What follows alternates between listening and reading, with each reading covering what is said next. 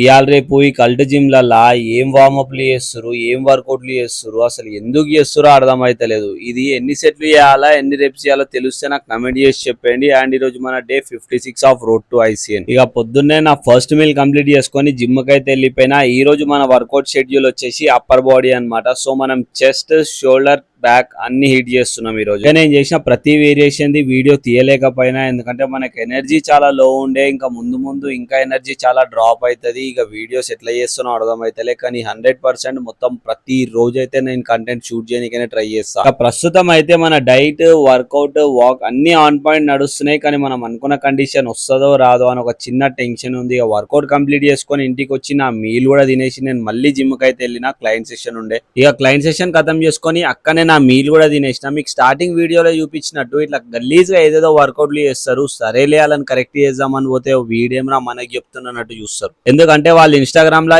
ఏదో ఒక పిచ్చి వీడియో లేదా ఒక కుఫ్లీ ట్రైనర్ గారు చెప్పిన దాన్ని ఫాలో అయిపోతా ఉంటారు. ఇక వాళ్ళకి మనం ఎంత చెప్పినా బేకార్ అనమాట. ఇక ఇంటికి వచ్చి నా స్టెప్ కౌంట్ కూడా కంప్లీట్ చేసేసుకున్నా. ఈ రోజు వీడియో కింద మళ్ళీ రేపటి వీడియోలో కలుద్దాం. Like, comment, share and follow కొట్టడైతే మర్చిపోకు మామ.